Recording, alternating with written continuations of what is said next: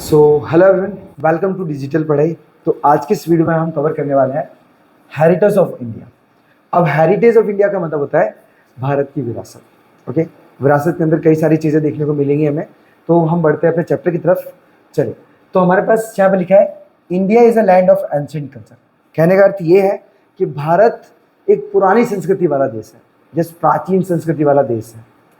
And ancient Indian scripture Vishnu Purana states. ठीक है, तो कहने का मतलब ये कि मतलब बोल सकते हैं भारत का जो पुराना ग्रंथ है एज इट वो विष्णु पुराण है। और विष्णु पुराण के अंदर भी भारत के बारे में दिया गया है। अब क्या दिया है उसके बारे में समझते हैं।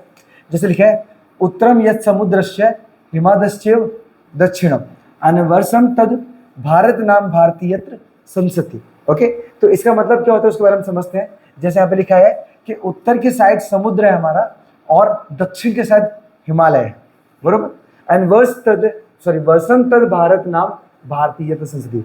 और वहां पे भारत में रहने वाली जो संतान है, भारत की जो संतान है, उन्हीं को भारतीय या फिर इंडियंस कहा गया है।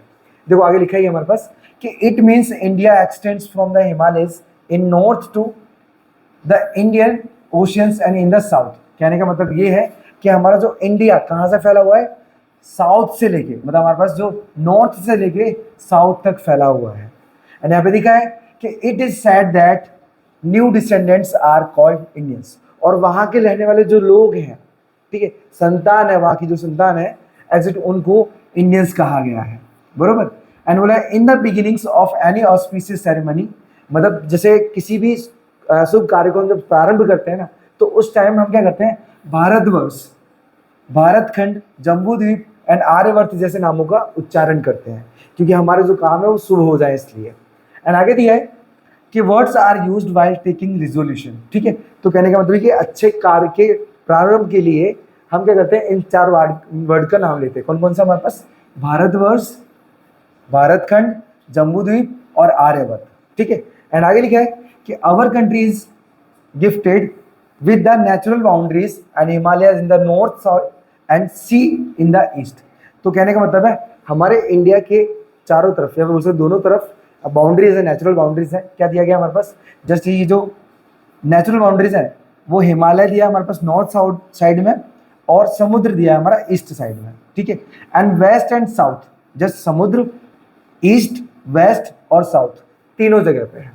और हमारा जो नॉर्थ साइड है वो है हिमालय। ठीक है, तो चारों तरफ से ना वो नेचुरल बाउंड्री से कवर्ड है, मतलब प्राकृतिक संसाधनों से कवर्ड है पूरा। ठीक है, एंड आगे लिखा है कि from all over the world different countries mesmerized by the Indian prosperity and came to trade, settled and mingled with Indians culture. तो कहने का मतलब ये कि exact from all over the world different countries mesmerized by the Indians. तो कहने का मतलब ये है कि अगर हम पूरे विश्व की बात करें, जैसे यूरोपियन कंट्रीज हैं, वहाँ के जो लोग हैं वो यहाँ की जो संस्कृति क्या है, विरासत है, इनको देखिए मैस्मराइज हो गए, चकाचौंध हो गए, बोले यहाँ पे बहुत सारा पैसा है। ओके, तो यहाँ पे क्या दिया गया है कि मैस्मराइज्ड बाय द प्रॉस्पेरिटी। प्रॉस्पेरिटी का मतलब है यहाँ पे जो समृद्धि थी, ठीक है, बोल सकते हैं कि हमारे पास इतना समृद्ध है हमारा भारत कि बाहर के लोग देखते ही चकाचौंध हो जाते हैं। एंड आगे लिखा है एंड केम टू ट्रेड, और वो यहाँ पे व्यापार करने आते हैं और यहीं पर सेटल हो जाते हैं। And mingled with Indian culture, और यहाँ के कल्चर के साथ मिल जाते हैं, घुल मिल जाते हैं पूरी तरीके से। एंड आगे दिया है कि due to mutual exchange many changes have been seen in our culture and in this way our heritage is transferred from generation to generation and it is continuously progressive. तो कहने का मतलब ये एग्जैक्ट क्या है, अब बहुत सारे लोग यहाँ पे आए हैं, मिले हैं, तो यहाँ पे क्या हुआ, उनके साथ म्यूचुअल एक्सचेंज हो गया, उनकी लैंग्वेज का एक्सचेंज हो गया है, उनकी बोल सकते हैं परंपराओं का एक्सचेंज हो गया है, वो सारा म्यूचुअल एक्सचेंज कहलाता है। ठीक है, और एग्जैक्ट इसी तरीके से लगातार जनरेशन टू जनरेशन आगे बढ़ता जा रहा है। ठीक है, भारत का जो कल्चर है। सो आई होप आपको यहाँ तक जो पैराग्राफ है वो प्रॉपर तरीके से आ गया होगा। हम चलते हैं आगे की तरफ। चले, सो हमारा यहाँ पे दिया गया है इंडिया लोकेशन एंड एरिया, बराबर। और जैसे इंडिया का लोकेशन क्या है और एरिया क्या है उसके बारे में समझते हैं। यहाँ पे लिखा है we have already studied in class 9, मतलब स्टैंडर्ड 9, हमने ऑलरेडी क्लास 9 में पढ़ा है about the present area and location of India.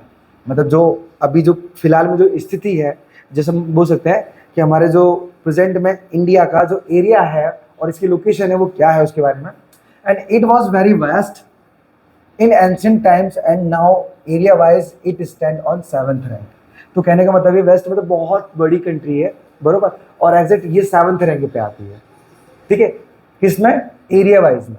अगर पॉपुलेशन वाइज की बात करें तो यहाँ पर सेकंड बताया हुआ है, लेकिन एग्जैक्ट अगर हम आज की बात करते हैं ना, जिस वर्तमान समय की बात करते हैं, तो एग्जैक्ट ये हमारी फर्स्ट पे आ चुकी है, हमारी फर्स्ट रैंक पे आ गई है पॉपुलेशन वाइज में।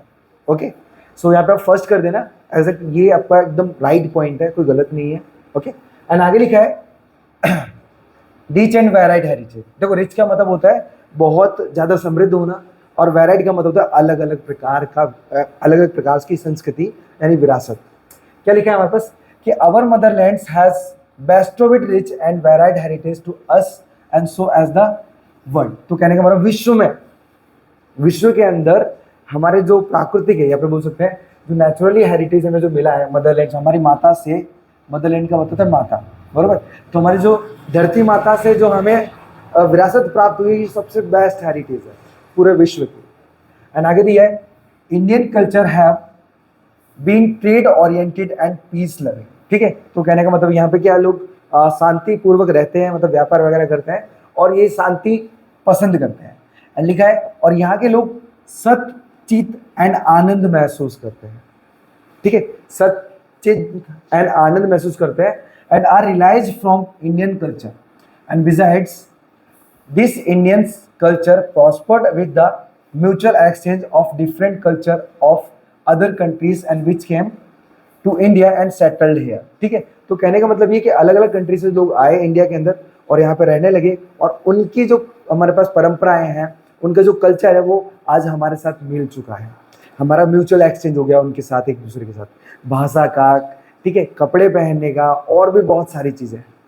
ठीक है, आगे क्या दिया है, they have accepted the values of non violence. तो क्या देखो हमारे पास जो भारत में जो रहने वाले वासी हैं ना, भारत के जो वासी हैं, एग्जैक्ट वो नॉन वायलेंस को पसंद करते हैं, अहिंसा को पसंद करते हैं, बरोबर। And peace which have been adopted and admire by the world, और इसी चीज को भारत को देखते हुए एग्जैक्ट पूरे विश्व ने स्वीकार किया है अहिंसा और शांति को। ठीक है, एंड आगे लिखा है कि people rights from the beginnings of Indus valley civilisation till today and have made our country rich and wealthy and with their intellectuality, ability, talent and skills। ठीक है, तो कहने का मतलब ये है एग्जैक्ट यहाँ पे जो दिया है Indus valley civilisation, Indus valley civilisation, तो यहाँ के जो लोग थे ना वो एग्जैक्ट बोल सकते हैं कि बुद्धि के रूप में बहुत ज़्यादा विकसित थे, बहुत ज़्यादा जानते थे, तो एग्जैक्ट इनकी वजह से भी हमारा जो कल्चर है वो रिच हुआ है, वेल्थी है, बरोबर। एंड आगे दिया हमारे पास यहाँ पे अब किसके आधार पर, इनकी इंटेलेक्चुअलिटी, इनकी एबिलिटी, इनका टैलेंट और इनकी स्किल, इनके आधार पर यहाँ का जो कल्चर है ना वो सबसे बेस्ट है।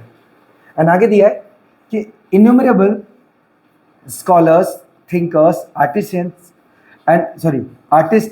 एंड आर्टिशियंस, सेगास, saints, scientist, historians and have contributed to the growth and development of our culture, and culture is a sum of habitats and values, customs, traditions and conduct of lifestyle of human। ठीक है, तो कहने का मतलब ये कि यहाँ पे जो इसकी जो समृद्धता है ना उसके पीछे कई सारे लोग हैं, जैसे यहाँ पे क्या दिया गया है, जैसे थिंकर्स, ठीक है, एंड आर्टिशियंस, सेगास, सेंट्स, तो यहाँ पे क्या दिए जो आर्टिस्ट वगैरह मतलब जैसे कलाकार वगैरह हो गए, ठीक है, यहाँ पे मतलब जैसे अपने पास आप ऐसे लिख सकते हो कि जो संत वगैरह हो गए, यहाँ पे आर्टिशियंस हो गए, हिस्ट्रियंस मतलब क्या इतिहासकार हो गए, तो इन सबसे मिलके, ठीक है, साइंटिस्ट भी आता है हमारे पास, साइंटिस्ट मतलब वैज्ञानिक लोग हैं, इन सबसे मिलके या फिर बोल सकते हैं इन सब की वजह से हमारा जो कल्चर है वो आज ग्रोथ पे है, बरोबर, ग्रोथ मतलब बढ़ता ही जा रहा है लगातार। एंड आगे दिया है कि एग्जैक्ट इनके साथ साथ हमारे पास क्या दिया है कि development of our culture and culture is a sum of habitats, मतलब हमारी जो आदतें होती हैं ये भी एक कल्चर ही है। ओके, एंड यहाँ पे लिखा है कि वैल्यूज, कस्टम्स, ठीक है, जैसे वैल्यूज हमारे पास कस्टम्स मतलब रीति रिवाज हो गए, ट्रेडिशन वगैरह हमारे पास परंपराएं हो गई, and conduct of lifestyle of human, मतलब हम जिस प्रकार से रहते हैं, खाते हैं, बैठते हैं, बातें करते हैं, ये सारा का सारा हमारा culture. Okay, so I hope ये वाला पैराग्राफ भी आपको प्रॉपर तरीके से आ गया हो। चलते हैं हम आगे की तरफ।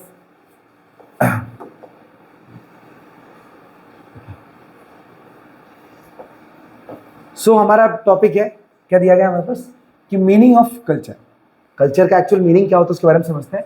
लिखा है culture means a way of life, मतलब बोल सकते हो कि कल्चर का मतलब होता है कि जीवन जीने की कला, बरोबर। आप जिस प्रकार से जीवन जीते हो ये भी एक कल्चर ही है।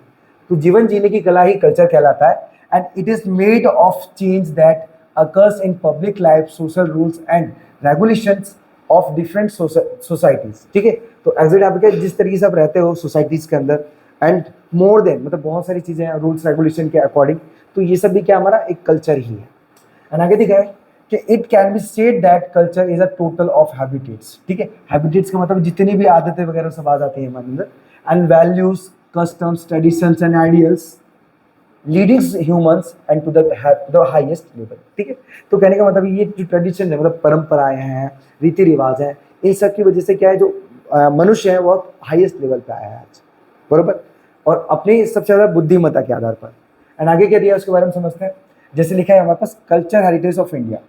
अब जस्ट ये हमारा मेन पॉइंट बनता है यहाँ पे, जिसे यहाँ पे लिखा है कि heritage means a valuable gift from our forefather and to us. कहने का मतलब ये जो कल्चर है ना वो हमारे फोर फादर का मतलब होता है हमारे जो बाप दादा, बरोबर, आप बाप दादा बोल सकते हो, इनके द्वारा हमें जो दिया गया है ना, जस्ट बोल सकते हो। जैसे यहाँ पे लिखा है ना कि heritage means a valuable gift. Valuable का मतलब बहुत कीमती गिफ्ट जो हमारे बाप दादाओं के द्वारा हमें दिया गया है, प्रदान किया गया है। And Indian history is thousands of year old. और जो भारत का जो इतिहास है ना वो लगभग कितना साल पुराना है, हजारों साल पुराना है।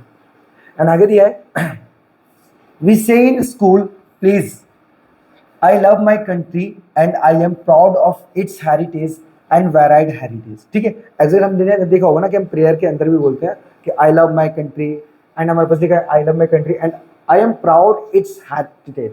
ठीक है, it's rich and varied heritage. Exact ये हम क्या करते हैं प्रार्थना के अंदर भी बोलते हैं, प्रेयर के अंदर भी बोलते हैं। ठीक है, क्योंकि एग्जैक्ट यहाँ का जो हेरिटेज है वो बहुत ज़्यादा रिच है, बहुत ज़्यादा प्रसिद्ध है। ठीक है, एंड आगे लिखा है कि in this context heritage is a precious gift from our motherland and to the whole world and about mysteries of humans life. ठीक है, तो कहने का मतलब ये कि हमारी ये जो धरती माता है इसके द्वारा भी हमारा बेस्ट जो कल्चर है, ये हम बोल सकते हैं जो बेस्ट हेरिटेज है वो दिया गया है, बरोबर। प्रीशियस गिफ्ट का मतलब होता है बहुत कीमती, बरोबर। तो ये जो धरती माता के द्वारा है ये हमें जो प्रीशियस गिफ्ट को प्रदान किया गया है। एंड आगे लिखा है कि we divide our heritage into 2 divisions. और हमने अपने जो हेरिटेज को 2 भागों में बांटा हुआ है। कौन से 2 भाग हैं उसके बारे में हम आगे समझते हैं। चलिए, तो एग्जैक्ट अगर हम बात करें ना कि हमारा जो हेरिटेज वो कौन से 2 भागों में है, वो 2 भाग है हमारे। एक तो नेचुरल हेरिटेज ऑफ इंडिया और दूसरा है हमारे पास culture heritage of India. Natural में क्या होता है हमारे पास जो हमें मदरलैंड ने दिया गया है, बराबर, हमारे धरती माता ने हमें दिया गया है। और कल्चर जो है वो हमारे फोर फादर ने दिया गया है। अब क्या दिया उसके बारे में समझते हैं। देखो जैसे लिखा है पहला natural heritage of India and the result of close relationship between the nature and environment and human life is natural heritage. देखो अगर मैं यहाँ पे बात करूँ तो भारत का लोग मतलब भारत का जो नेचुरल के प्रति ना बहुत ज़्यादा लगाव रहा है, अभी से नहीं, जो शुरुआत से पुराने समय से ही लोग मतलब जंगलों या फिर बोल सकते हैं कि नेचुरल मतलब प्राकृतिक विरासतों से जुड़े हुए हैं, पेड़ों से, जैसे हम बोल सकते हैं सूरज से, क्योंकि देखो इनको ये लोग मानते हैं, पूजते हैं बहुत ज़्यादा। एंड आगे लिखा है कि natural heritage of India is unique and varied. Unique का मतलब क्या, सबसे हटके, और वेराइड बोले तो बहुत तरह तरह के मतलब यहाँ पे क्या हेरिटेज है, किसके, नेचुरल हेरिटेज में। एंड जिसके अंदर इंक्लूडेड है, includes future like mountains, forest, desert, rivers, streams, seas, trees, plant, creepers, flowers, leaves, insect and varied landscape and wide range of minerals, vegetations, plants and animals. ठीक है, तो कहने का मतलब ये कि एग्जैक्ट इन सब से जो मनुष्य ना उसका बहुत पहले से ही लगाव रहा है और अभी लगातार चलता भी जाएगा। लिखा है we are the children of nature. ठीक है, हम जस्ट बोल सकते हैं कि हमारे प्राकृतिक के ही बच्चे हैं हम।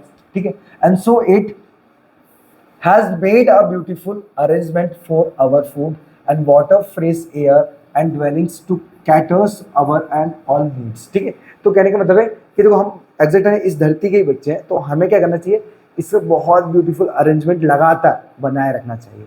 ठीक है, एग्जैक्ट वहाँ पे जो कैटल बोला ना, कैटल, कैटल का मतलब सॉरी जो लिखा ना कैटर्स अवर ऑल नीड्स, मतलब हमारी जो जरूरतों के आधार पर हमें सभी चीज़ों को लगातार बनाए रखना चाहिए. एंड आगे लिखा है कि we treat nature with respect and faith. ठीक है, तो हमें अपने प्राकृतिक या फिर बोल सकते हैं नेचर से हमेशा फेथ, फेथ मतलब बोल सकते हैं ईमानदारी, ईमानदार पूर्वक और जस्ट भावपूर्वक भी बोल सकते हो उसे, और प्राउडली रहना चाहिए. ठीक है, प्राउडली, फेथ का मतलब भरोसा होता है एग्जैक्ट वैसे. Okay, and the example of our close relationship with the natures are stories of Panchatantra and Jataka tales. ठीक है, तो कहने का मतलब ये कि जो पंचतंत्र है ना और जटक टेल्स है एग्जैक्ट, इनके अंदर हमारा और नेचुरल के प्रति किस प्रकार से भाव रहा है ना, उसके अंदर बताया गया है. एंड आगे लिखा है कि ऑफ बुद्धिस्ट रिलीजियंस, और यहाँ मतलब क्या है, ये जो जटक टेल्स है ना और ये जो पंचतंत्र है एग्जैक्ट, ये क्या है, बुद्धिस्ट रिलीजियंस है. ठीक है, मतलब इनके ग्रंथ हैं और इनके बारे में हमारा जो धरती के प्रति लगाव रहा है, प्रकृति के प्रति, उसके बारे में बताया हुआ है. आगे लिखा है कि our classical and folk musics and severals ragas are based on prahar and